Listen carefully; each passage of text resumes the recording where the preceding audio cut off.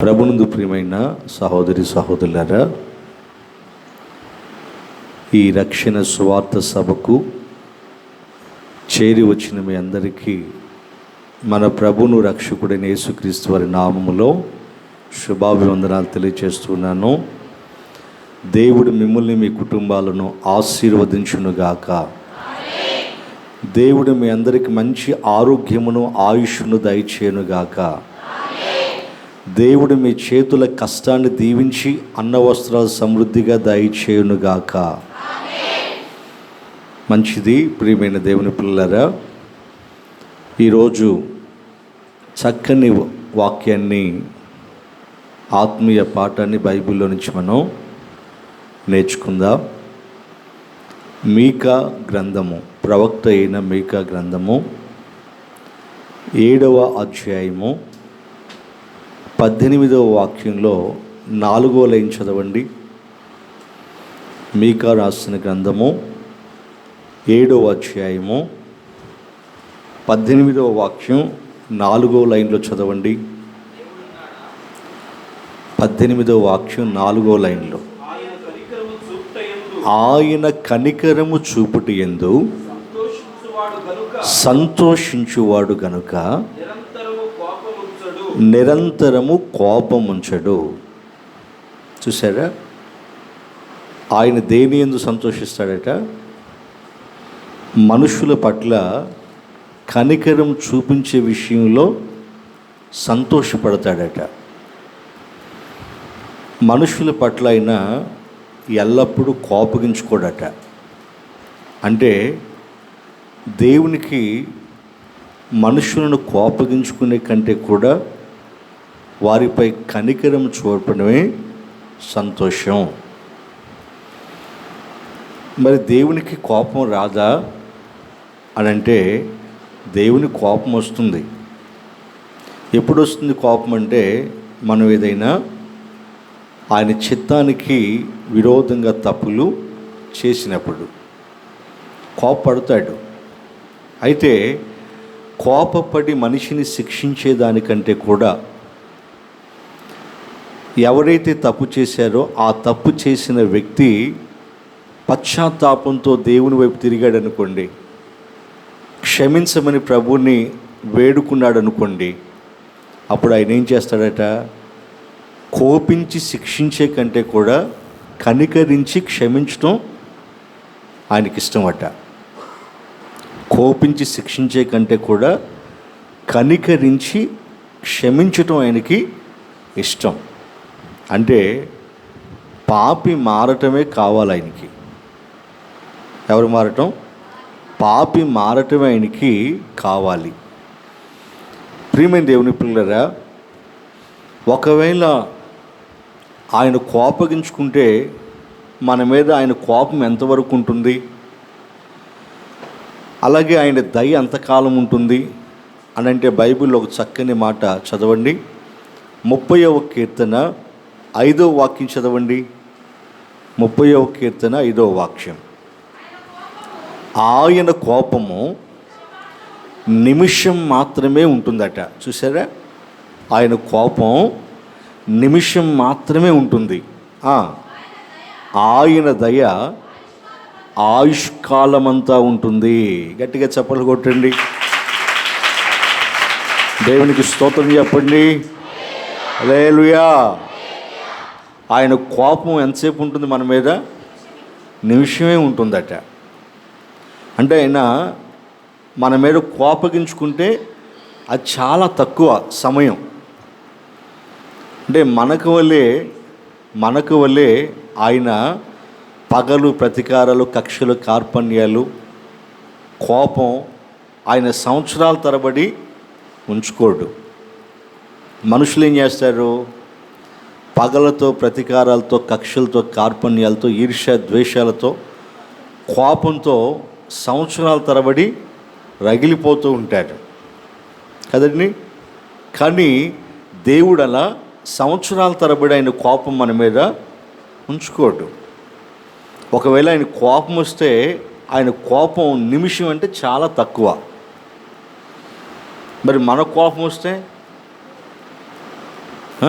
రోజుల తరబడి ఉంటుంది కోపం, వారాల తరబడి పెట్టుకుంటాం, నెలల తరబడి పెట్టుకుంటాం, సంవత్సరాల తరబడి పెట్టుకుంటాం. కానీ దేవుని కోపం వస్తే నిమిషం కంటే ఎక్కువ ఉంటుందట. ఎందుకంటే ఆయన కోపగించుకుంటే ఏం జరుగుతుందో ఆయనకి బాగా తెలుసు. అందుకే ఆయన కోపం నిమిషం మాత్రం ఉంటుంది, ఆయన దయ మన మీద ఆయుష్కాలం అంతా, అంటే మన బ్రతుకు దినాలన్నీ కూడా ఆయన దయ ఉంటుంది. ఇప్పుడు ఆయన కోపం ఎక్కువ మన మీద చూపిస్తున్నాడా, దయను ఎక్కువగా చూపిస్తున్నాడా? అంటే దీన్ని బట్టి మనకేమర్థం అవుతుంది? దేవుడు కోపించటం కంటే కనికరించడం ఆయనకి ఇష్టం. అర్థమైందా? ఒక పాపిని శిక్షించడం కంటే రక్షించడం ఆయనకి ఇష్టం. అందుకే నేను కనికరమునే కోరుచున్నాను కానీ బలిని కోరువాడను కాను అన్నాడు. తన మనసును చెప్పుకుంటున్నాడు దేవుడు.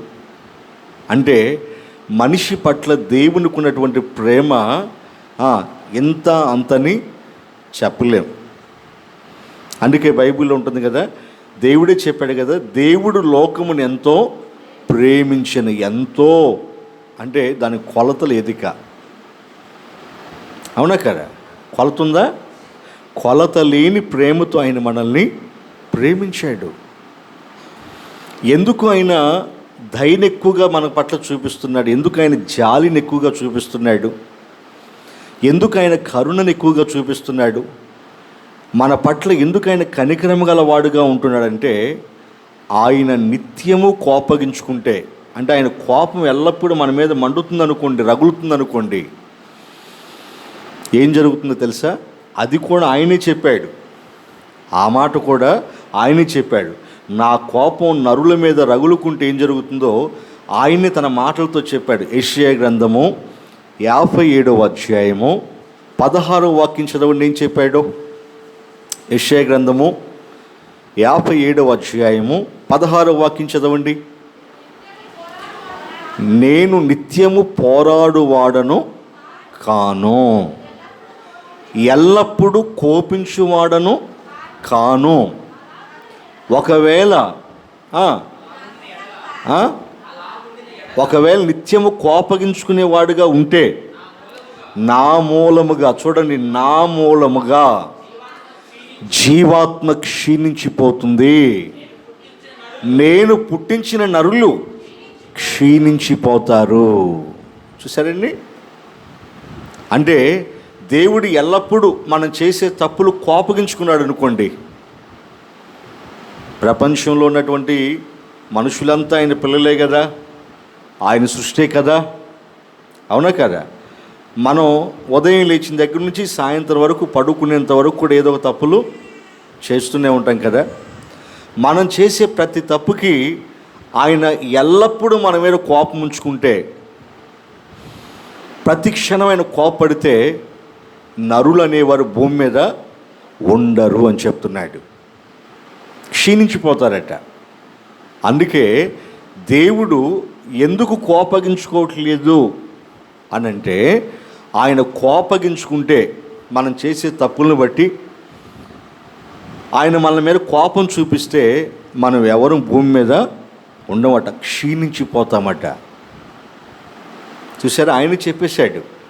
అందుకే మనం క్షీణించిపోవటం ఆయనకి ఇష్టం లేదు. ఎందుకంటే దేవుడు మనుషులను తన సహవాసం కోసం సృష్టించుకున్నాడు. తనతో పాటు ఆ పరలోక రాజ్యంలో యుగ యుగాలు నివసించాలని, ఆయనతో ఉండాలని. ప్రియమైన దేవుని పిల్లరా, దేవుడు అందుకే మన విషయంలో మనం ఎన్ని తప్పులు చేస్తున్నా ఆయన త్వరగా కోపగించుకోడు. మనకేమో కోపం వస్తూ ఉంటుంది, మనుషులు చేసే చేష్టలు చూసి మనకు కోపం వస్తూ ఉంటుంది. దేవుడు ఎందుకు వాళ్ళని ఇంకా శిక్షించట్లేదు కదండి? ఇలాగే మాట్లాడుకుంటాం కదా మనం. దేవుడు ఎందుకు వాళ్ళని ఇంకా శిక్షించట్లేదు, ఇంకా భూమి మీద ఉంచాడేంటయ్యా అయ్యగారు అని అంటూ ఉంటారు. అవునా కాదు? ఎందుకంటే మనుషులు చేసే పనులకు మనకు కోపం వస్తూ ఉంటుంది. కానీ మనకు వలె ఆయన కోపగించుకుంటే నరులు అనేవారు భూమి మీద ఉండరు, క్షీణించిపోతారు. ఎందుకంటే మరి ఆయన ఉగ్రతకు తాళగలిగిన వాడెవరు? ఒకవేళ ఆయన కోపగించుకొని శిక్షిస్తే భూమి మీద ఉంటాం మనం? ఉండం. అందుకే ఆయన ఆలోచించి మన మీద కోపగించుకోకుండా ఏం చేస్తున్నాడట? కనికరాన్ని చూపిస్తున్నాడు. దేవునికి స్తోత్ర, హల్లెలూయా. దీన్ని బట్టి మనం ఆలోచిస్తే మనుషుల పట్ల ఆయనకున్న ప్రేమ ఎంత గొప్పదో మీరు ఆలోచిస్తున్నారా? మనుషుల పట్ల దేవునికున్న ప్రేమ ఎంత గొప్పదో చూడండి కదండి. చాలా గొప్పది కదా మన పట్ల ఆయనకున్న ప్రేమ. ఎంత గొప్పదంటే మనందరి పాపాల నిమిత్తం అయిన తన ప్రాణాన్ని సైతం ఇచ్చేశాడు. గట్టిగా చప్పట్లు కొట్టండి, గట్టిగా దేవునికి స్తోత్రం చెప్పండి. అంతకంటే మించిన ప్రేమ ఇంకోటి ఉందా? ప్రాణం ఇచ్చేసాడు ఆయనతే. ప్రాణం. మనల్ని కోపగించుకొని శిక్షించేవాడైతే తన ప్రాణాన్ని ఇవ్వాల్సిన అవసరం లేదు, మన ప్రాణాలనే తీసేసుకోవచ్చు. కానీ ఆయన అలా చేయలేదు. ఆయనే తన ప్రాణాన్ని మన పాపముల నిమిత్తము, మన పాప శాప విమోచన నిమిత్తము తన ప్రాణాన్ని ఇచ్చేశాడు, బలిగా అర్పించాడు. అంటే మనం అంటే ఆయనకి ఎంత ప్రేమో దీన్ని బట్టి ఒకసారి ఆలోచించండి ప్రియమైన దేవుని పిల్లరా. అందుకే ఆయన కోపించుట కంటే కనికరించడం ఆయనకి సంతోషం. ఎవరైనా తప్పు చేశారనుకోండి, వాళ్ళ మీద దేవుని కోపం వస్తుంది.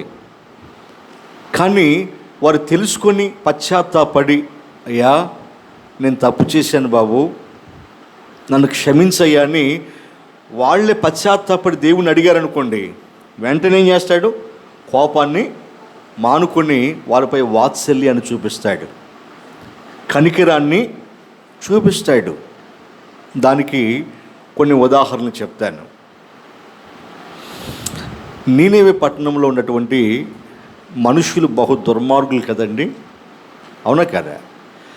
ఆ పట్టణంలో ఉన్న మనుషులు బహు దుర్మార్గులని, భయంకరంగా చెడిపోయారని దేవుడే కోపగించుకుని ఏం చేయాలనుకున్నాడు? ఆ పట్టణం మొత్తాన్ని నాశనం చేయాలి అనుకున్నాడు. అలా అనుకున్న దేవుడు మరలా ఒకసారి ఆలోచించాడు.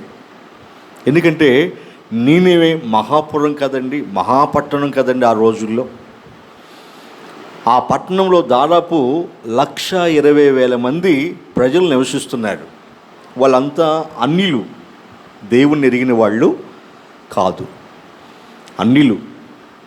అయితే వారు ఇచ్చలవిడిగా ప్రవర్తిస్తున్నారు, దుర్మార్గ పనులు చేస్తున్నారు. దేవుడే సహించుకోలేకపోయాడు, కనికరం కలిగిన దేవుడే వాళ్ళ పాపాలను సహించుకోలేకపోయాడు. అంతగా వాళ్ళని నాశనం చేయాలన్నంతగా కోపం వచ్చి కూడా మరలా ఆయన ఏం చేస్తున్నాడు? తన ప్రవక్త అయిన యోనా గారిని నీనెవెకి వెళ్ళి ఒక్కసారి వాళ్ళకి నా మాటలు చెప్పు అని తన సేవకుడైన యోనా గారిని అక్కడికి పంపించాడు. అవునా కదా?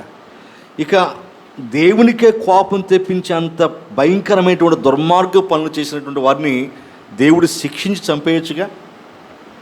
అది ఆయన చేతిలో పనేగా, అవునా కదా? ఆయన చేతిలో పనే కదా. శిక్షించి వాళ్ళని నాశనం చేయొచ్చుగా, భూమి మీద లేకుండా తుడిపేయచ్చుగా వాళ్ళని. మరలా వాళ్ళు ఎవరు? దేవుని ఎరగని అన్యులు.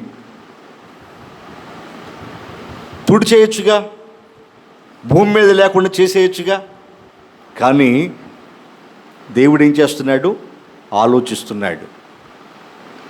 ఇంకొకసారి వీళ్ళకి అవకాశం చూద్దాం, ఒక్కసారి నా మాటలు వాళ్ళకి ప్రకటిద్దాం అని దేవుడు మరలా ఆలోచించుకున్నాడంటే అర్థం ఏంటి?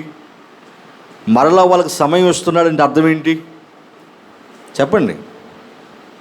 నీనెవె ప్రజల పట్ల దేవునికి ఉన్న ప్రేమ. మరి వాళ్ళు ఎవరు? దేవుని ఎరిగిన వాళ్ళ, ఎరగని వాళ్ళ? ఎరగని వాళ్ళు. దేవుని ఎరగని వారైనప్పటికి కూడా వాళ్ళ మీద ప్రేమ చూపిస్తున్నాడు. ఇందాక చెప్పాను కదా, దేవుడు లోకముని ఎంతో ప్రేమించాను. లోకంలో మంచివారు ఉన్నారు, చెడ్డవారు ఉన్నారు, దేవుని ఎరిగిన వారు ఉన్నారు, దేవుని ఎరగని వారు ఉన్నారు. అయినా మంచివారి మీదను చెడ్డవారి మీదను ఆయన సమముగా వర్షం కురిపిస్తున్నాడు, తన సూర్యుని ఉదయింపచేస్తున్నాడు. ఎవరికైనా ఏదైనా తక్కువ చేశాడా చెప్పండి? దుష్టులు కూడా ఆయన ఏం చేస్తున్నాడు? మేలే చేస్తున్నాడు. అంటే మనందరికీ తండ్రి దేవుడే కదండి. ఈ భూమి మీద ఉన్నటువంటి ఏ జాతి వారైనా ప్రతి జాతి వారికి దేవుడు తండ్రి దేవుడే కదా. అయితే యోనా గారికి వారు రక్షించబడటం ఇష్టం లేదు. ఇష్టం లేక ఆయన ఏం చేశాడు? నీనివేకి వెళ్ళమంటే తర్షీస్కి వెళ్ళాడు. ఆ తర్వాత దేవుడు ఏం చేశాడు? సముద్రం మీద పెద్ద గాలి తుఫాను రప్పించి ఆ వాడను అతలాకుతలం చేస్తే యోనా గారికి అర్థమైపోయింది. అప్పుడు యోనా వారితో అన్నాడు, నన్ను ఎత్తి సముద్రంలో వేయనంటే వాడలో ఉన్న వాళ్ళంతా కలిసి ఏం చేశారు? ఆయన్ని ఎత్తి సముద్రంలో పడేసాడు. ఆ తర్వాత దేవుడు తిమింగలానికి ఆజ్ఞాపిస్తే ఆ తిమింగలం పెద్ద చేప, సముద్రంలో పెద్ద చేప ఏంటంటే తిమింగలం. ఆ తిమింగలానికి ఆజ్ఞాపిస్తే ఆ చేప వచ్చి అతన్ని మింగేసింది. 3 రోజుల పాటు ఆ చేప కడుపులో ఉన్నాడు, ప్రార్థనా విజ్ఞాపనలు చేశాడు. ఆ తర్వాత దేవుడు ఆజ్ఞాపించగా ఆ చేప అతన్ని సముద్ర పొడిన కక్కేసింది. అప్పుడు మరలా రెండవసారి దేవుని వాక్కు యోనా గారికి ప్రత్యక్షమై, యోనా నీ వెళ్ళి ఆ నీనివే పట్టణస్థులకి ప్రకటన చేయి, ఇంకా 40 దినాల్లో దేవుడి పట్టణాన్ని నాశనం చేయబోతున్నాడని చెప్పు అని ప్రకటన చేయమన్నాడు.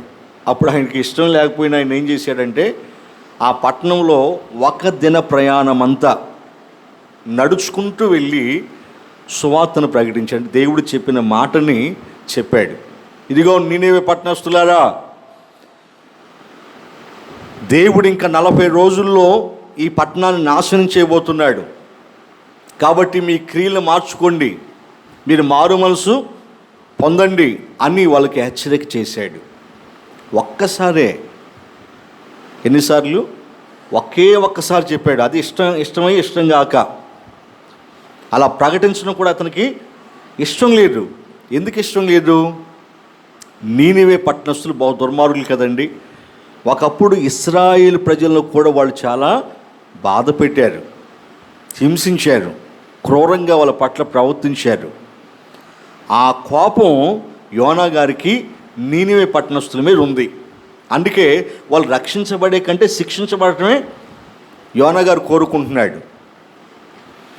వాళ్ళందరూ కూడా నాశనం అయిపోవాలి, ఆ పట్టణంలో ఉన్న వారు ప్రతి ఒక్కరు కూడా నాశనం అయిపోవాలని కోరుకున్నాడు దేవుని సేవకుడైన యోనా. కానీ దేవునికేమో ఆ పట్టణంలో ఉన్నవారు నశించటం ఇష్టం లేదు. కాబట్టి దేవుడు వాళ్ళ పట్ల ఏం చూపుతున్నాడు? కనికరాన్ని చూపుతున్నాడు. అంటే ఈసారికైనా ఇప్పటికైనా మార్చుకుంటారేమో అన్నట్టుగా కనికరాన్ని చూపుతున్నాడు. యోనా గారికేమో ఆ పట్టణంలో ఉన్న వాళ్ళు మొత్తం కూడా ఏమైపోవాలి? నాశనం అయిపోవాలని ఈయనకి భయంకరమైన కోపం ఉంది వాళ్ళ మీద. చూసారా ప్రియమైన దేవుని పిల్లరా, యోనా గారికి దేవునికి ఎంత తేడా ఉందో. యోనా గారేమో భయంకరమైన కోపం పెట్టుకుని వాళ్ళందరూ నాశనం అయిపోవాలని కోరుకుంటున్నాడు. దేవుడేమో వాళ్ళందరూ మారితే బాగుండని దేవుడు కోరుకుంటున్నాడు.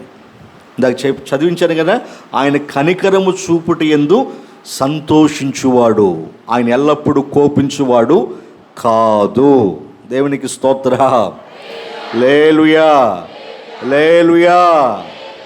అందుకే వారి పట్ల, నీనివే ప్రజల పట్ల ఆయన కనికరము కలిగి వారు మార్పు కోసం ఎదురు చూస్తున్నాడు. ఎప్పుడైతే యోనా గారు ఈ ప్రకటన చేశాడో అక్కడ ఉన్నటువంటి చిన్నలు పెద్దలు అందరూ కలిసి ఏం చేశారు తెలుసా?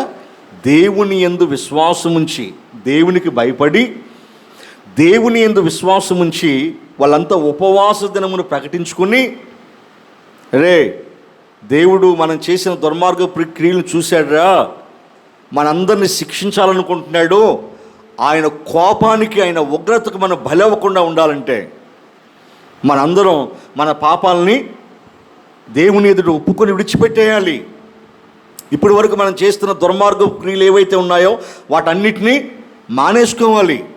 ఇప్పటి వరకు మనం చేస్తున్న చెడ్డ పనులన్నీ మానేయాలి, లేకపోతే దేవుని ఉగ్రతకు మనం గురైపోతాం.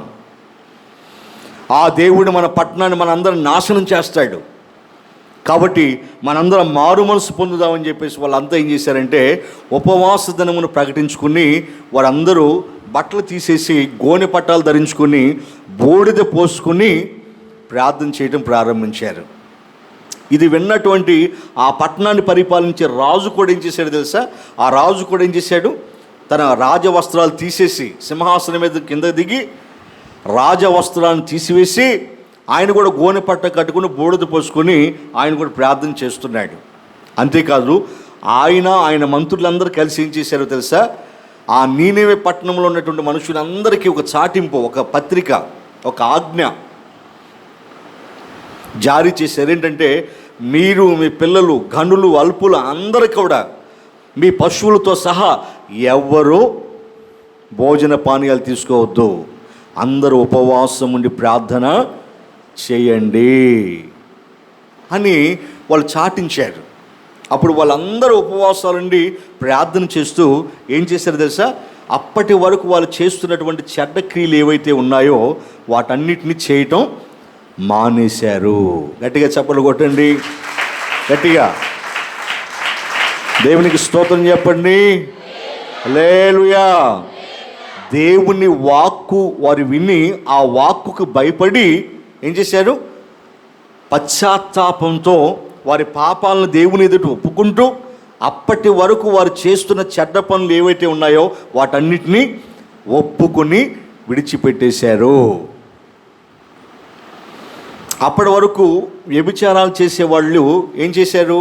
వ్యభిచారం చేయటం మానేసి భార్యకి భర్తకు నమ్మకంగా ఉంటున్నారు, భార్యాభర్తలు కలిసి ఉంటున్నారు. దొంగతనాలు చేసేవాళ్ళు దొంగతనాలు చేయటం మానేశారు, అబద్ధాలు ఆడేవాళ్ళు అబద్ధాలు ఆడటం మానేసేవారు, దోచుకునేవారు దోపిడీదారులు అంటారు కదా, దోపిడీదారులు ఆ దోచుకోవటం మానేశారు, కష్టపడి పని చేయటం ప్రారంభించారు. మోసాలు చేసేవాళ్ళు మోసాలు చేయటం మానేసేవారు, హత్యలు చేసేవాళ్ళు హత్యలు చేయటం మానేశారు. ఇలా ఆ పట్టణంలో ఉన్నటువంటి ప్రతి ఒక్కరిలో ఏం కలిగింది? మార్పు కలిగింది. ఆమేన్, హల్లెలూయా. ఏం కలిగింది? మార్పు కలిగింది. ఈ గొప్ప మార్పు 40 రోజుల్లో దేవుడు వారిని 40 రోజులు టైం ఇచ్చాడు కదండి వాళ్ళకి. 40 రోజుల్లో ఈ పట్టణాన్ని నేను నాశనం చేయబోతున్నానని చెప్పాడు కదా. 40 రోజుల్లో వారు చేస్తున్న చెడ్డ పనులన్నింటిని మానేసుకుని అప్పటి వరకు వారు చేసినటువంటి పాపాలు ఏవైతే ఉన్నాయో వాటిని దేవుని ఎదుట ఒప్పుకొని విడిచిపెట్టేశారు. అప్పుడు దేవుడు వారు చేస్తున్న చెడుతనమంతటిని విడిచిపెట్టడం చూసి ఆయన సంతోషపడిపోయాడు. యోనా గ్రంథము 3వ అధ్యాయము 10వ వాక్యం చదవండి. దేవుడు ఏం చేశారు? ఈ నీనెవె వారు తమ చెడు నడతలను మానుకొనగా వారు చేయుచున్న క్రియలను దేవుడు చూసారా? వారు చేస్తున్న మంచి క్రియలు ఏవైతే ఉన్నాయో చెడ్డ క్రియలను ఏం చేశారట? చెడ్డ క్రియలను ఏం చేశారు? మానేశారు, చేయటం మానేశారు. ఏం పనులు చేస్తున్నారు? మంచి పనులు చేస్తున్నారు. దేవుడు చూసి పశ్చాత్తాప్తుడై వారికి చేయుదునను తాను మాట ఇచ్చిన కీడు చేయక మానెను. గట్టిగా చప్పట్లు కొట్టండి, గట్టిగా దేవునికి స్తోత్రం చెప్పండి. హల్లెలూయా, హల్లెలూయా. వారు చేసే చెడ్డ పనులన్నీ మానేసి మంచి పనులు చేయటం దేవుడు చూశాడట. వాళ్ళు ఆ మార్పును గమనించాడు. వారి పాపాలను దేవుని ఎదుట ఒప్పుకోవటం చూశాడు. ఇవన్నీ చూసిన దేవుడు వారు మంచిగా బ్రతుకుతుంటే ఏమనుకున్నాడు?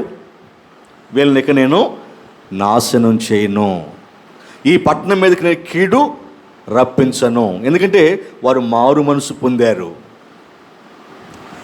వారు చెడ్డ పనులు మానేసి మంచి పనులు చేస్తున్నారు. ఇదే కదా నాకు కావాల్సింది. దేవునికి కావాల్సిందేంటి చెప్పండి?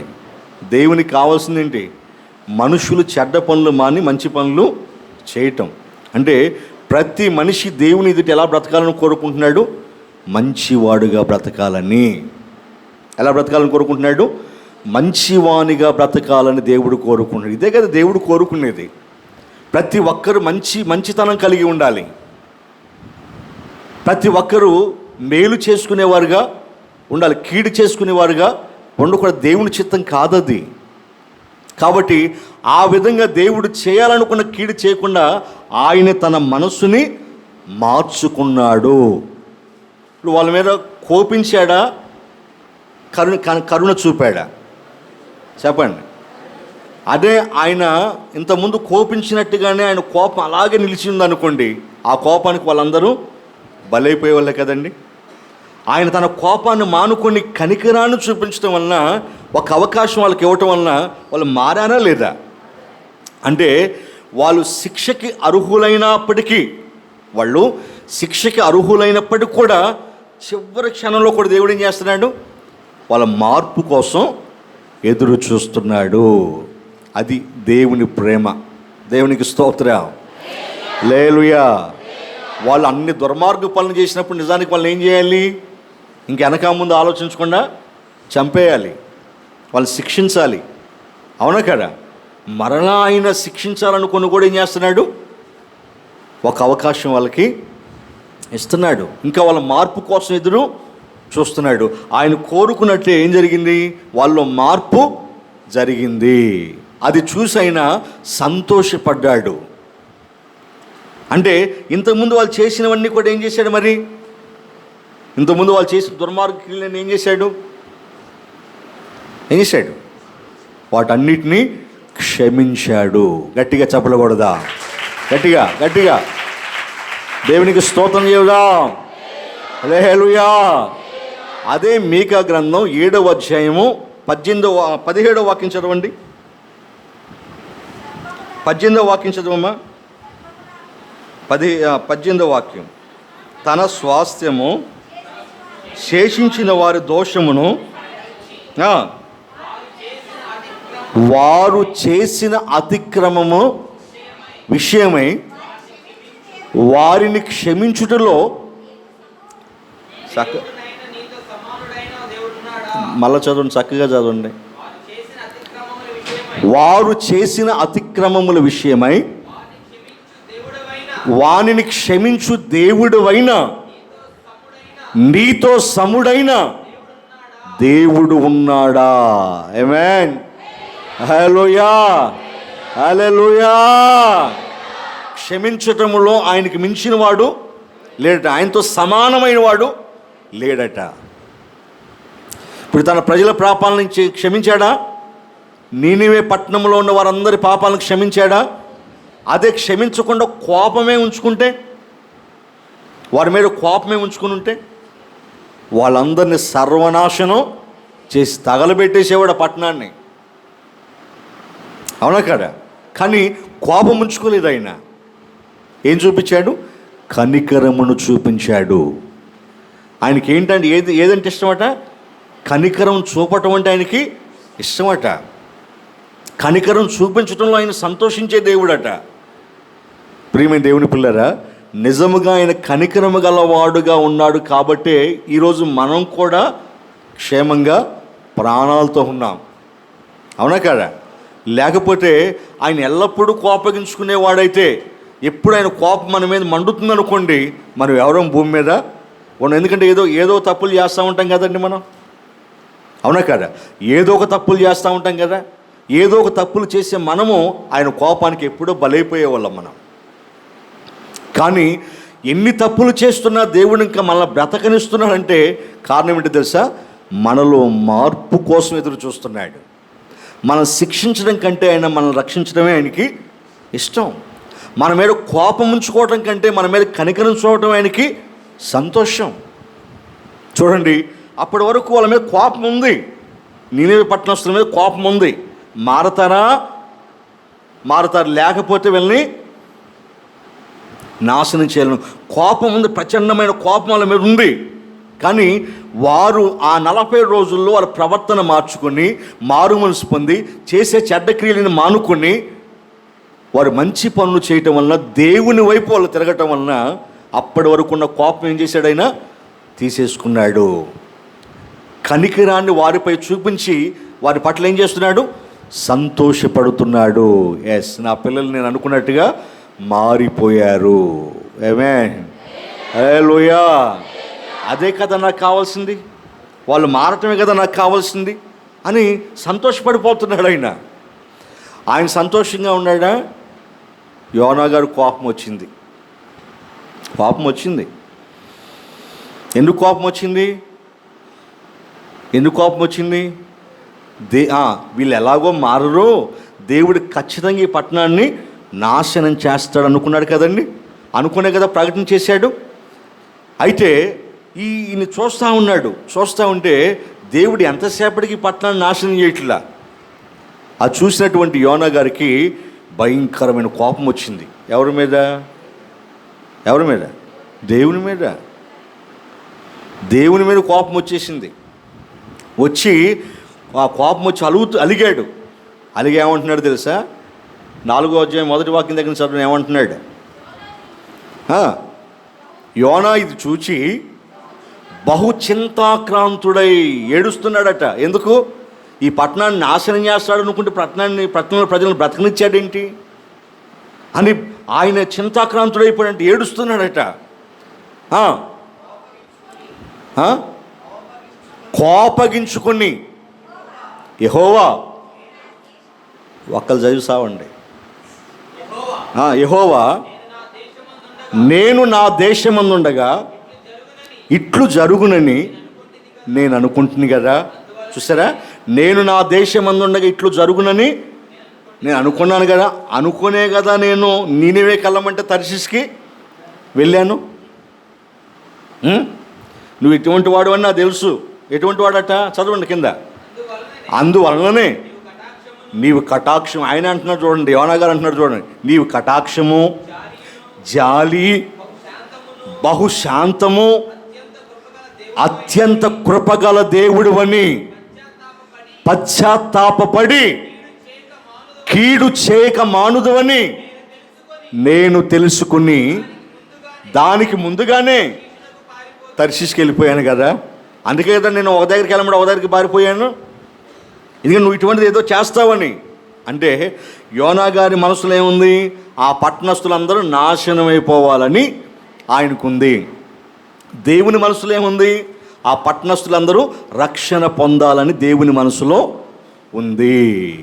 దేవుని మనసుకి ఒక మనిషి మనసుకి ఎంత తేడా ఉందో చూడండి. దేవుని ఆలోచనకి మనిషి ఆలోచనకి ఎంత తేడా ఉందో చూడండి. దేవుని ప్రేమకి మనిషిలో ఉన్న ప్రేమకి ఎంత తేడా ఉందో చూడండి. ఆయన ఏమో శిక్షణ కోరుకుంటున్నాడు యోనా గారు, దేవుడేమో రక్షణ కోరుకుంటున్నాడు. ఎవరి ప్రేమ గొప్పది చెప్పండి? దేవుని ప్రేమే గొప్పది. ఇందాక చెప్పాను కదా నేను కూడా. ఏమని? ఎవరైనా చెడ్డ పనులు చేస్తుంటే ఏమనుకుంటాం మనం? మంచి వాళ్ళందరూ పోతున్నారు, నువ్వు పోవట్లేదు ఏంట్రా అంటాం. ఈడి పోవట్లేదు ఏంట్రా అని అంటాం. ఎందుకంటే వాడు పోవటం దేవుని చిత్తం కాదు కాబట్టి ఇంకా అంతకాలం ఉన్నాడు. మనం అనుకుంటే పోరు. అంటే దుష్టులు దుర్మార్గులు కూడా ఇంకా బ్రతికి బట్టగట్టగలుగుతున్నారంటే ఎవరి వలన? దేవుని కనికరం కాల మీద ఉంది. దేవుడు కోపగించుకోవట్లేదు. అంటే దుష్టులు నశించడం కూడా ఆయనకి ఇష్టం ఉండదు కదండి. దుష్టులు నశించటం, వారు మరణించటం, ఆ మరణాన్ని బట్టి ఆయన సంతోషించటం అలా చేసే దేవుడు కాదు ఆయన. చదవండి 18:23 చదవండి. ఎహెజ్కేలు గ్రంథం 18:23 వాక్యం చదవండి. 18:23 త్వరగా. దుష్టులు మరణము నొందుట చేత నాకేమాత్రమైనను సంతోషము కలుగునా, వారు తమ ప్రవర్తనను దిద్దుకొని బ్రతుకుటయే నాకు సంతోషము. ఇదే ప్రభువుకి యెహోవా వాక్కు. గట్టిగా చప్పలు కొడదా, గట్టిగా. దేవునికి స్తోత్రం చెబుదాం. హల్లెలూయా. దేవునికి ఏది ఇష్టం? దుష్టులు నశించడం ఆయనకి ఇష్టం లేదు. మరి ఏమి ఇష్టం ఆయనకి? వారు కూడా తమ ప్రవర్తన దిద్దుకొని మంచిగా బ్రతకటమే ఆయనకి ఇష్టం. అంటే ప్రతి ఒక్కరూ మంచివారుగా బ్రతకాలని ఆయన ఇష్టం, అది ఆయన చిత్తం, ఆయన కోరిక. ప్రియమైన దేవుని పిల్లరా, అందుకే ఈ నీనెవె పట్టణస్థుల విషయంలో దేవుడు కనికరాన్నే కోరుకున్నాడు కానీ బలిని కోరలేదు కదా. ఆయన కోపగించుకోలేదు. ఆయన కోపం వచ్చినా ఆయన ఏం చేశాడు? కనికరాన్ని చూపించాడు. కానీ యోనా గారికి కోపం వచ్చి ఏమంటున్నాడు? నీవు జాలి, దయ, దాక్షిణ్యం, కరుణ, కటాక్షం గలవాడవని, ఖచ్చితంగా వీళ్ళని క్షమిస్తావని, ఖచ్చితంగా వీళ్ళని కాపాడుతావని నిన్ను గురించి తెలుసా యోనా గారికి తెలుసా? నిన్ను గురించి తెలిసే నేనేం చేశాను? నీనెవేకి వెళ్ళమంటే నేను తర్షీష్కి వెళ్ళానని. ఇక నేను బ్రతకడం కంటే చావటమే మంచిది, నన్ను చంపే అంటున్నాడు. ఏమంటున్నాడు? దేవుణ్ణి నన్ను చంపే, నేను బ్రతకనిక. ఎందుకంటే వారు బ్రతికిపోయారుగా, ఇక నేను బ్రతకటం అనవసరం. ఎందుకంటే ఈ ఘోరాన్ని నా కళ్ళతో నేను చూడలేను అంటున్నాడు. చివరికి అలా అన్నీ ఏం చేశాడు తెలుసా? ఇలా అన్నాడు కదా, దేవుడు ఏమన్నా తన మనసు మార్చుకుని ఆ పట్టణస్థులను నాశనం చేస్తాడేమో అని చెప్పేసి ఏం చేశాడు తెలుసా? ఆ పట్టణానికి తూర్పు దిశగా వెళ్ళి ఒక పందిరి వేసుకొని అక్కడి నుంచి కనిపెట్టుకొని చూస్తున్నాడు. ఈరోజు నాశనం చేస్తాడా? ఈరోజు నాశనం చేస్తాడా? ఈరోజు నాశనం చేస్తా కనిపెట్టుకొని చూస్తున్నాడు. వాళ్ళ నాశనం కోరుకుంటున్నాడు. చూసారండి? అప్పుడు దేవుడు ఏం చేశాడు తెలుసా? ఆయన గుణపాఠం నేర్పాలని దేవుడు ఆయన చేసిన కార్యం ఏంటంటే, ఆయన వేసుకున్నటువంటి పందిరం చూసారా? ఆ పందిరి దగ్గర ఒక సొర చెట్టు మొలిపించాడు. మొలిపిస్తే రాత్రికి రాత్రి ఆ సొర చెట్టు పెద్దదయ్యి పందిరంతా పాకింది. తెల్లవారి ఆయన ఎండ వచ్చినప్పుడు అది నీడనిచ్చింది. చాలా సంతోషపడిపోయాడు. భలేగా పెరిగిపోయింది ఇది, అంటే దేవుడే దీన్ని పుట్టించాడు నా కోసం అనుకున్నాడు. సంతోషపడిపోయాడు. తర్వాత అదే రాత్రి ఆయన ఏం చేశాడంటే, అదే ఉదయం ఒక పురుగునేసాడు. దాంట్లో సొర చెట్లో ఒక పురుగునేసాడు. అది సాయంత్రానికల్లా ఏం చేసింది? రాత్రి అంతా తొలిసి పొద్దున్నే లేకుండా చేసేసింది. అంటే ఎండిపోయింది అది. అప్పుడు దేవుడు ఏం చేశాడంటే వడగాలను రప్పించాడు. దేవుడే వడగాలను రప్పించి యోనా తలకు తగిలేటట్టు చేశాడు. ఆ వడదెబ్బకి యోనా తల ఆ వడగాలు వచ్చి యోనా తలకు తగలగానే వడదెబ్బ తగిలి పడిపోయాడు. నీరసం వచ్చేసింది.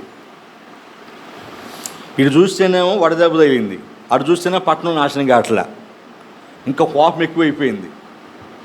కోపం ఎక్కువైపోయి ఆయన ఇక నేను బ్రతకటం కంటే చావటమే మేలు అని అన్నాడు. యోనా, నువ్వు కోపగించుకోవటం న్యాయమేనా అన్నాడు దేవుడు. సత్యాంతగా న్యాయమే అన్నాడు. ఏంటట? సత్యాంతగా న్యాయమే, నేను చావటమే మంచిది అని అంటున్నాడు. నా కోపం కూడా న్యాయమే అంటున్నాడు. చూసారా ప్రియమైన దేవుని పిల్లరా? అంటే అలిగాడు, దేవుడి మీద అలిగాడు. అప్పుడు దేవుడు ఏమన్నాడు తెలుసా? ఒక రాత్రిలో పుట్టి ఒక రాత్రిలోనే పెరిగి వాడిపోయినటువంటి ఈ సొర చెట్టు విషయం ఇంత బాధపడుతున్నావే, దాన్ని ఏమన్నా నువ్వు నాటావా? దాన్ని ఏమైనా పెంచావా? ఆ చెట్టుని ఆ సొర చెట్టుని నువ్వు నాటావా? దాన్ని ఏమైనా పెంచావా? లేదే. నువ్వు నాటకుండా, నువ్వు పెంచకుండా వాడిపోయినటువంటి స్వర చెట్టు విషయం అంత బాధపడుతున్నావే. నేను నా స్వహస్తాలతో సృష్టించిన నా పిల్లలు,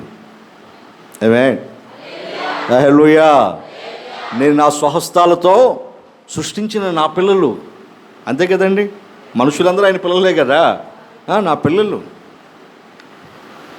నువ్వు పెంచకుండానే నువ్వు కష్టపడకుండానే పెంచకుండానే స్వర చెట్టు వాడిపోతే దాని గురించి బాధపడుతున్నావే. నేను పెంచిన నా పిల్లలు, నేను కనిన నా పిల్లలు, వాళ్ళు నశించిపోవటం నాకెలా నచ్చుతుంది, నాకెలా సంతోషం కలుగుతుంది అని ఆ స్వర చెట్టు నుంచి ఒక గొప్ప గుణపాఠాన్ని ఆయనకి నేర్పించాడు. దేవునికి స్తోత్ర. ఇటు నీనెవె పట్టణస్థుల్ని వదులుకోలేదు ఆయన, ఇటు కోపంతో రగిలిపోతున్నట్టు తన సేవకుడైనటువంటి యోనా గారిని కూడా ఆయన వదులుకోలేదు. ఆయన కూడా గుణపాఠం నేర్పి ఏం చేశాడు, ఆయన కూడా దారిలో పెట్టుకున్నాడు. దేవునికి స్తోత్ర, హల్లెలూయా. అప్పుడు బుర్ర వెలిగింది ఆయనకి. నిజమే కదా, నేను కష్టపడకుండా, నేను పెంచకుండా పెరిగి ఒక రాత్రిలో పెరిగి ఒక రాత్రిలో వాడిపోయినటువంటి స్వర చెట్టు గురించి నేను ఎంత బాధపడుతున్నానే, మరి మనుషులందరూ నశించిపోతే ఆయనకి ఎంత బాధ ఉంటుంది, ఆయన పిల్లలు నశించిపోతే ఆయనకి ఎంత బాధ ఉంటుంది అని అప్పుడు ఆయన గుణపాఠం నేర్చుకున్నాడు. అప్పుడు సరయ్యాడు ఆయన. చూసారా, ఇటు నీనేవే పట్టణస్తుల్ని ఆయన కాపాడుకున్నాడు, తన సేవకుడైన యోనాను కూడా కాపాడుకున్నాడు. యోనా దేవుని మీద కోపగించుకున్నప్పుడు దేవుడు కూడా కోపగించుకుంటే యోనా ఉండేవాడా పోయేవాడా? పోయేవాడు కదండి. మరి యోనా కోపగించుకున్నంత ఈజీగా దేవుడు యోనా మీద కోపం తెచ్చుకోలే. అలా తెచ్చుకోకుండా కనికరాన్నే చూపించాడు. దేవునికి స్తోత్ర, హల్లెలూయా. అది మనుషులపై దేవునికి ఉన్నటువంటి గొప్ప ప్రేమ, అపారమైన ప్రేమ. ఎంత కనికరం కలిగిన దేవుడు చూడండి. ప్రేమైన దేవుని పిల్లరా, మనల్ని ఎంతగా ప్రేమిస్తున్నాడో, మన కోసం ఎంతగా పరితపిస్తున్నాడో ఒక్కసారి ఆలోచించండి. ఇది మీ మనసులో ఇలా పెట్టుకోండి. మోషే గారు ఇశ్రాయేలీయుల్ని నడిపిస్తున్న కాలంలో మోషే గారు దేవుని పిలుపు మేరకు సీనాయి కొండ మీదకి వెళ్ళిపోయాడు. 40 రోజులు అవుతుంది ఆయన వెళ్ళిపోయి. వీళ్ళు 40 రోజులను చూస్తున్నారు. ఇక కొండ దిగి వస్తాడని చెప్పేసి ఇశ్రాయేలు చూస్తుంటే దిగి రావట్లేదు ఆయన. అప్పుడు ఈ ఇశ్రాయేల్లో కొంతమంది ఏం చేశారంటే, అహరోన్, ఈ మోషే అనేవాడు ఏమైపోయాడో మాకు తెలీదు, మమ్మల్ని తీసుకొచ్చి అరణ్యంలో విడిచిపెట్టేశాడు, కాబట్టి మమ్మల్ని నడిపించడానికి మాకు ఒక దేవత కావాలి, మా కోసం ఒక దేవతను చేయి అని వాళ్ళందరూ కేకలు పెట్టి అహరోన్ని బెదిరించారు. అహరోన్ ఏం చేశాడంటే భయపడిపోయి వీళ్ళందరూ నన్ను చంపేసేటట్టుగా ఉన్నారు అని భయపడిపోయి ఆయన ఏం చేశాడంటే, సరే మీకోసం ఒక దేవతను చేస్తాను, మీకు, మీ కుమారులకి, మీ కుమార్తెలకి, మీ భార్యలు చెవులుకున్నటువంటి పోగుల్ని, బంగారు పోగులన్నీ తీసుకుని నా దగ్గరికి రండి అన్నాడు. అప్పుడు వాళ్ళు వాళ్ళ భార్యలు, వాళ్ళ పిల్లలు, వాళ్ళ కుమార్తెలు చెవులు పోగులన్నీ తీసుకొచ్చి, బంగారు పోగులన్నీ తీసుకొచ్చి అహరోనుకి ఇస్తే అహరోను పోగరుతో ఒక దూడను ఏర్పాటు చేశాడు. అప్పుడు ఆ దూడ రూపాన్ని వాళ్ళంతా చూసి ఏమన్నారు తెలుసా? ఇగో ఇశ్రాయేలీయులారా, మనల్ని ఐగుప్తు దేశంలో నుంచి మనల్ని విడిపించుకొని తీసుకొచ్చింది ఈ దూడే అన్నారు. దేవుడు కదా చెప్పండి, దేవుడు కదా వాళ్ళు విడిపించుకొని తీసుకొచ్చింది. వాళ్ళు ఏమంటున్నారు? ఈ దూడే మనల్ని విడిపించింది, ఇదే మన దేవుడు అని అంటున్నారు. మరి దేవుని స్థానంలో అటువంటి దూడను పెట్టి వాళ్ళు పూజిస్తుంటే దేవుని కోపం రాదా? వచ్చింది, దేవుని కోపం వచ్చింది. అయితే ఆ దూడకి అహరోను ఏం చేశాడంటే బలిపీఠాన్ని కట్టించాడు. ఆ రోజుల్లో బలిపీఠాలు ఎవరు కట్టేవాళ్ళు? దేవునికి కట్టేవాళ్ళు బలిపీఠాన్ని. ఆ రోజుల్లో బలిపీఠం దేవుని మందిరంతో సమానం. దేంతో? ఆ రోజుల్లో బలిపీఠం కట్టారంటే దేవుని మందిరంతో సమానం బలిపీఠం. అహరోను ఆ దూడకి బలిపీఠం కట్టించాడు. వాళ్ళు ఏం చేశారంటే ఆ తెల్లవారు ఉదయాన వాళ్ళు ఏం చేశారంటే ఆ బలిపీఠం మీద దహన బలులు, సమాధాన బలులు అర్పించారు. అహరోను చెప్పాడు, రేపు ఇగో దీనికి ప్రతిష్ఠ జరుగుతుంది, పండుగ జరుగుతుందని చెప్పాడు. అప్పుడు వాళ్ళందరూ అప్పటికప్పుడే సిద్ధపడిపోయారండి. ఆ రోజు దూడను చేశారా, తెల్లారే ప్రతిష్ట, అప్పటికప్పుడే సిద్ధపడిపోయారు వాళ్ళు. చూశారండి, అప్పటికప్పుడే సిద్ధపడిపోయారు. ఆ దూడను చేయడానికి వాళ్ళు చెవులుకున్నటువంటి ఆ బంగారపు ఏం చేశారు, ఆ బంగారాన్ని ఒలిసి వాళ్ళకి ఇచ్చేశారు. ప్రియమైన దేవుని పిల్లరా, ఆ విధంగా ఆ దూడకి తెల్లవారి వాళ్ళు ఏం చేశారంటే ప్రతిష్ట చేసి వాళ్ళు భోజనాలు అవి అన్నీ మొత్తం వండుకొని ఇక తినటానికి, త్రాగటానికి, కూర్చొని ఆడటానికి లేచారట. ఇప్పుడు వాళ్ళు అక్కడ చేస్తున్నటువంటి ఈ క్రియలన్నీ కూడా, ఈ పనులన్నీ కూడా దేవునికి ఎలా అనిపించాయి? బాధగా అనిపించాయి. దేవునికి భయంకరమైన కోపం వచ్చేసింది. కోపగించుకొని ఆయన ఏం చేశాడో తెలుసా?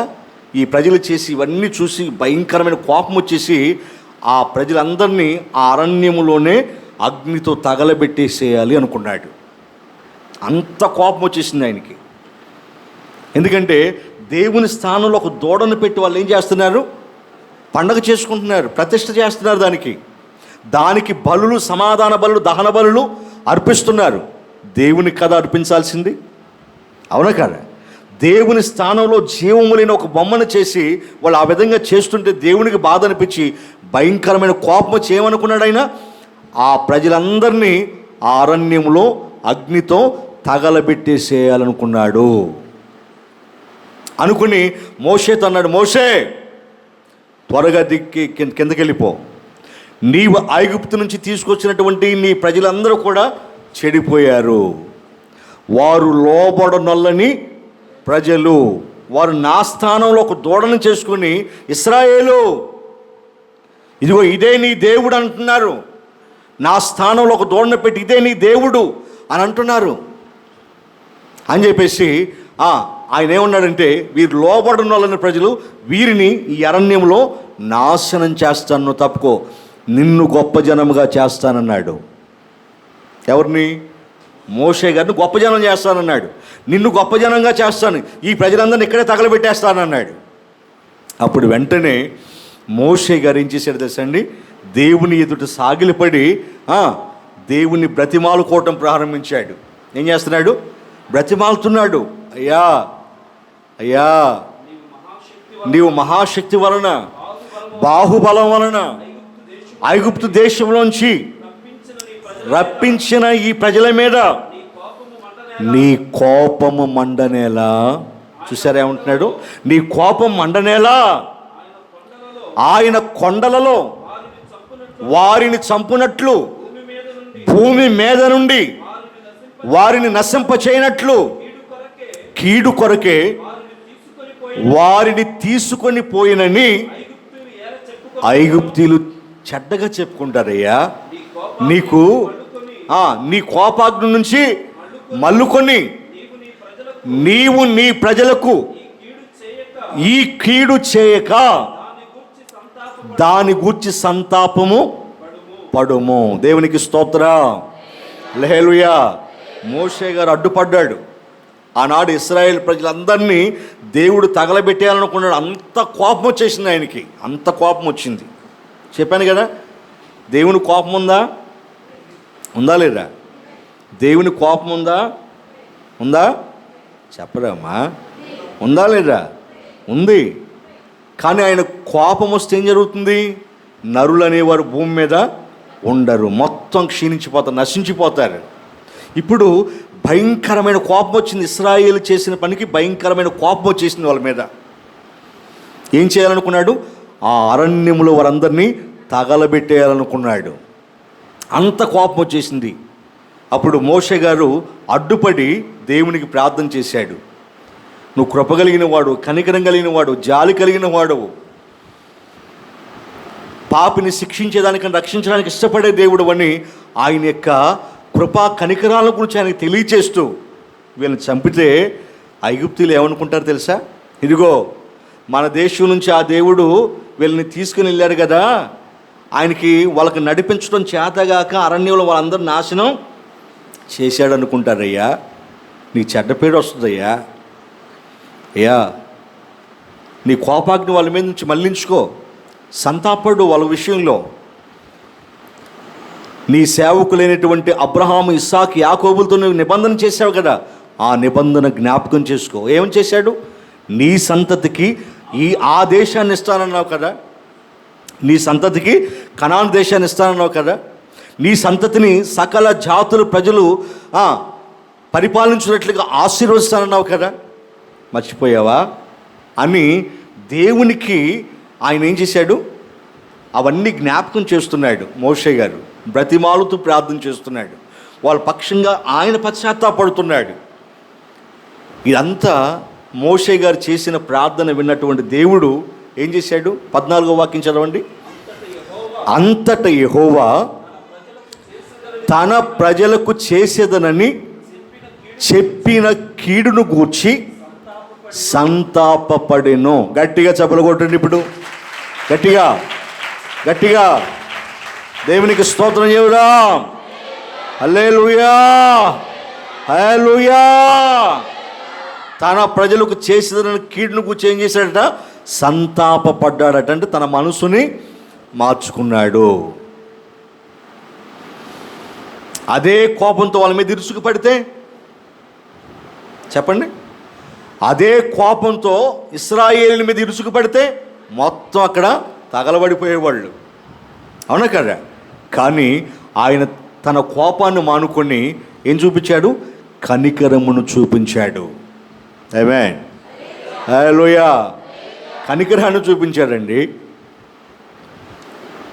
కాబట్టి నా ప్రియమైన దేవుని పిల్లరా, ఆ రోజే వాళ్ళని ఇశ్రాయేలు అందరూ అరణ్యంలో ఆ రోజు చనిపోవాల్సిన వాళ్ళు. ఇంకా ఆ రోజు చనిపోతే ఈరోజు ఇశ్రాయేలీలు అనేటువంటి వాళ్ళు భూమి మీద ఉండేవాళ్ళు కాదు. ఇశ్రాయేలు దేశం భూమి మీద ఉండేది కాదు. ఈరోజు ప్రపంచ పటంలో ఇశ్రాయేల్ దేశం అనేది భూమి మీద ఉండేది కాదు కదా. ఈరోజు ఇశ్రాయేల్ దేశం భూమి మీద ఆ పటంలో, ప్రపంచ పటంలో ఉందంటే ఎవరి కనికరం వలన? దేవుని కనికరము వలన. చూసారా ప్రియమైన దేవుని పిల్లరా? అంటే మనం ఆరాధిస్తున్న దేవుడు ఎల్లప్పుడూ కోపించే దేవుడు కాదు. ఆయన కనికరం చూపటంలోనే సంతోషించే దేవుడు, కానీ కోపించే విషయంలో సంతోషించేవాడు కాదు. ఆయన మన పట్ల జాలి కలిగి ఉంటాడు. ఎందుకో తెలుసా? మనం నిర్మించబడిన రీతి ఆయనకి తెలుసు. మనం ఒట్టివారమని, మట్టివారమని ఆయనకి తెలుసు. మనం బలహీనులమని ఆయనకి తెలుసు. అందుకే మనం తప్పులు, ఎన్ని తప్పులు చేస్తున్నా ఇంకా బ్రతికి బట్టగట్టగలుగుతున్నామంటే కారణం ఏంటో తెలుసా? మన మీద ఆయనకున్న జాలి, కనికరం, దయ, కరుణ, కటాక్షం, ప్రేమ. ఆమేన్, ఆమేన్, హల్లెలూయా. ఆయనకున్న మన పట్ల అనుకున్న ప్రేమ, ఆ ప్రేమతోనే మనల్ని ఏం చేస్తున్నాడు? కనికరిస్తున్నాడు. మరి ఇంత కనికరాన్ని మన పట్ల చూపిస్తున్నాడు కదా. మనం చేసే తప్పులు జ్ఞాపకం చేసుకోకుండా, మనం చేస్తున్న తప్పులకి కోపగించుకోకుండా మన పట్ల కనికరాన్ని చూపుతున్నప్పుడు మనం కూడా మన తప్పులు తెలుసుకుని దేవుని వైపు తిరగాలి కదండి. తిరగాల వద్దా? చెప్పండి, తిరగాలి. ఆయన కనికరిస్తున్నాడు కదా అని మనం తప్పులు చేసుకుంటూ వెళ్ళకూడదు. నీనేవే పట్టణస్తులు అప్పటి వరకు తప్పులు చేశారు, కానీ దేవుని వాక్కును విన్న తర్వాత వాళ్ళు మారలేదా? చెప్పండి, మారు మనసు పొందారా? వాళ్ళు అప్పటి వరకు చేస్తున్న చెడ్డ పనులన్నింటినీ మానేశారా? మానేయలేదా? అలా మానేయటం వలన, పశ్చాత్తాపడటం వలన తన కోపాన్ని తీసేసుకొని తన కనికిరాన్ని వారి పట్ల చూపించి వారి తప్పులు క్షమించి వారి మార్పును బట్టి ఆయన సంతోషపడ్డాడు. దేవునికి స్తోత్రం, హల్లెలూయా. కాబట్టి నా ప్రియ సహోదరి సహోదరులారా, రెండు విషయాలు చెప్పాను. నీనేవే పట్టణస్తుల గురించి చెప్పాను, ఇటు ఇశ్రాయేల్ ప్రజల గురించి చెప్పాను. నిజానికి వారెవరు కూడా భూమి మీద ఉండేవాళ్ళు కాదు దేవుడు కోపగించుకుంటే. కానీ ఆయన ఏం చేశాడు? తన కనికిరాన్ని చూపించి వాళ్ళు మార్పు చెందడం చూసి సంతోషపడ్డాడు కదా. మనలో కూడా ఆయన ఏం కోరుకుంటున్నాడు చెప్పండి? మార్పు కోరుకుంటున్నాడు. మనం చేసే తప్పులను బట్టి మన మీద ఆయన కోపం ఉంటుంది, శిక్షించాలని ఉంటుంది. కానీ శిక్షించేదానికి ఆయన ఎక్కువ ఇష్టపడడు. అసలు మన మీద కోపగించుకునే దానికి ఎక్కువగా ఆయన ఇష్టపడడు. అంటే ఓర్పుతో చూస్తున్నాడు. ఎలా? ఓర్పుతో. ఇంకా దీర్ఘశాంతం కలిగి మన పట్ల ఆయన ప్రవర్తిస్తున్నాడు. దీర్ఘశాంతం కలిగి ఉన్నాడు మన పట్ల. కాబట్టి ఆయన ఓర్పు, ఆయన సహనం, ఆయన కనికరం మన పట్ల చూపిస్తున్నప్పుడు మనం ఏం చేయాలి? మన ప్రవర్తన మార్చుకోవాలి, మన క్రియలను మార్చుకోవాలి. అలా మార్చుకుని మనం మారుమనసు పొంది ప్రభువు వైపు తిరగాలి. అప్పుడు ఆయన మన మీద ఉన్న కోపాన్ని తీసేసుకొని ఆయన కనికిరాన్ని మన పట్ల చూపించి మన పాపాలన్నీ క్షమించి మనల్ని బట్టి సంతోషిస్తాడు. దేవునికి స్తోత్ర. హల్లెలూయా, హల్లెలూయా. మనల్ని బట్టి ఆయన సంతోషిస్తాడు. కాబట్టి మీలో ఎవరైనా దేవునికి విరోధమైనటువంటి తప్పులు మీలో ఎవరైనా చేస్తుంటే ఆ తప్పులన్నిటినీ విడిచిపెట్టేయండి, ఆ చెడ్డ పనులన్నిటినీ విడిచిపెట్టేయండి. ఇదిగో దేవుడు నీ పట్ల కనికరం కలిగి ఉన్నాడు. నిన్ను క్షమించి నువ్వు మార్పు చెందితే నిన్ను బట్టి ఆయన సంతోషించాలని కోరుకుంటున్నాడు. కాబట్టి ఆయన కనికరాన్ని చూపుతున్నప్పుడే మీరు మార్పు చెందండి. ఆయనకి జాలికి, ఆయన దయకి, ఆయన ప్రేమకి, ఆయన కటాక్షానికి మీరు లోబడండి. ఆయన చెప్పినట్టుగా చేయండి. ఆయన మిమ్మల్ని ఎలా ప్రేమిస్తున్నాడో మీరు కూడా ఆయన అలాగే ప్రేమించండి. అప్పుడు ఆయన కోపం మీ మీద నుంచి తొలగిపోతుంది. ఆయన కనికరం మాత్రమే మీద నిలబడుతుంది. ఆ కనికరాన్ని చూపుటి ఆయన సంతోషిస్తాడు. ఇట్టి కృపను దేవుడు మీ అందరికి అనుగ్రహించునుగాక. ఆమేన్.